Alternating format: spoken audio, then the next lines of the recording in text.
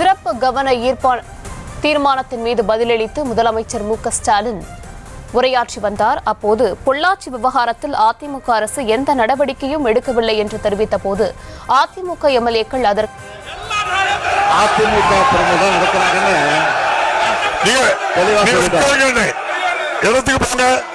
இவங்களை காப்பாற்றுறதுக்காகத்தான் இப்படி ஒரு சம்பவமே நடக்காத மாதிரி அந்த அதிமுக அரசு ஒரு பெரிய நாடகமே ஆடிச்சு.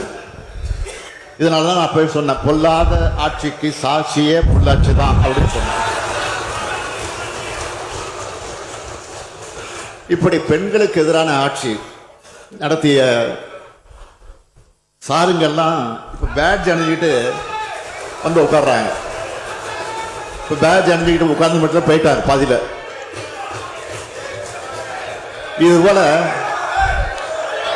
இது போல 100 சார் கேள்விகளை அதிமுக பார்த்து என்னால கேட்க முடியும்.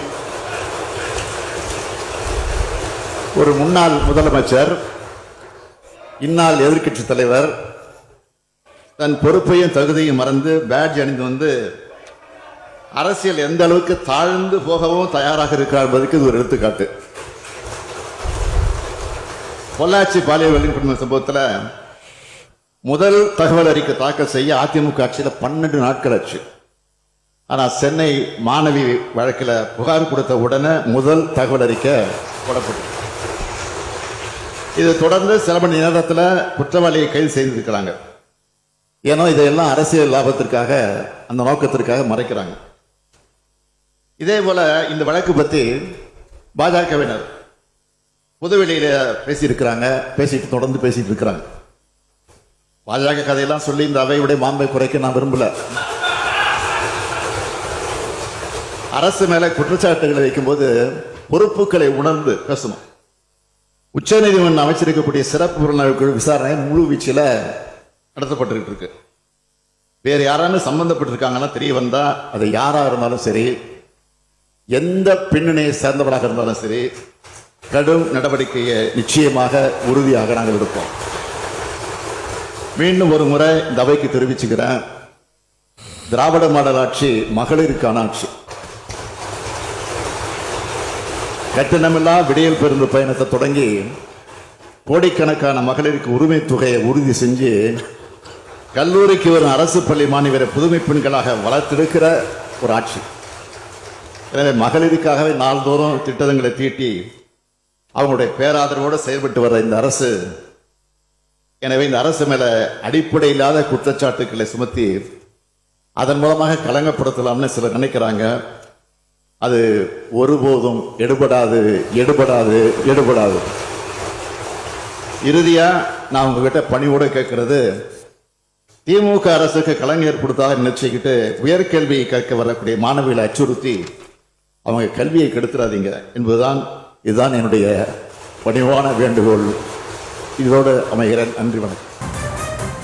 ஒருவர் பாலியல் வன்கொடுமை செய்யப்பட்ட தொடர்பாக அண்ணா நகர் அனைத்து மகளிர் காவல் நிலையத்தில் வழக்கு பதிவு செய்யப்பட்டு அவருடைய உறவினரான இளஞ்சிறார் ஒருவர் கைது செய்யப்பட்டார்.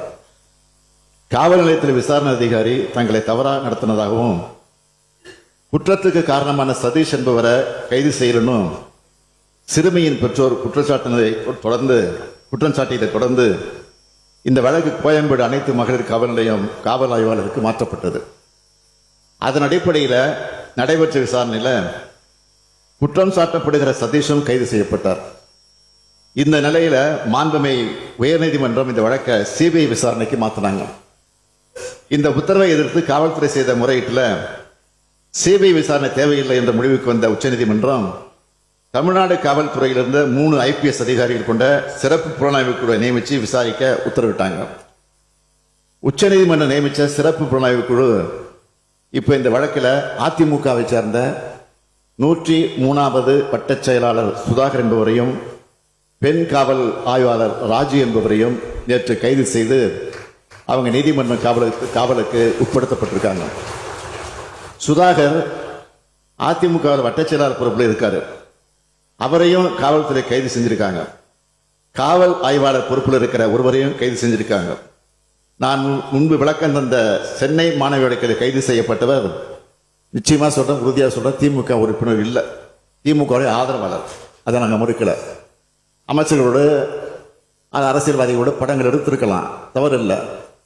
ஆனால் யாராக இருந்தாலும் உண்மையாக திமுக இருந்தாலும் நான் நிச்சயமாக உறுதியாக நடவடிக்கை எடுப்பேன், அதில் எந்த மாற்றம் கிடையாது. ஆனால் திமுக காரன் இல்லை, திமுக உறுப்பினர் இல்லை, திமுக அனுதாவி, அதுதான் உண்மை. ஏன்னா எப்படி இருந்தாலும் கூட அந்த குற்றவாளியை நாங்கள் காப்பாற்றல, உடனடியாக கைது செஞ்சு சிறையில் அடைச்சிருக்கிறதோடு குண்டர் சட்டத்திலையும் போட்டிருக்கிறோம். என்னுடைய அரசை பொறுத்த வரைக்கும் எந்த கட்சியாக இருந்தாலும், எந்த தனிப்பட்ட நபராக இருந்தாலும் சரி, ஏன் காவல்துறையாக இருந்தாலும் சரி, பெண்களின் பாதுகாப்பு தான் முக்கியமே தவிர நாங்கள் எதையும் எதிர்பார்ப்பதில்லை. ஆகையால் எதிர்க்கட்சி நண்பர்களை நான் கேட்டுக்கொள்ள விரும்புவது, குற்ற செயல்கள் எதுவாக இருந்தாலும், குற்றவாளிகள் யாராக இருந்தாலும் நேர்மையா, நியாயமா, கடுமையா நடவடிக்கை எடுத்து வருகின்ற அரசை குறை சொல்லாம பெண்களுடைய பாதுகாப்பு தங்களால் என்ற ஒத்துழைப்பை அனைவரும் அரசுக்கு வழங்கிட வேண்டும் என்று கேட்டு அமைகிறேன்.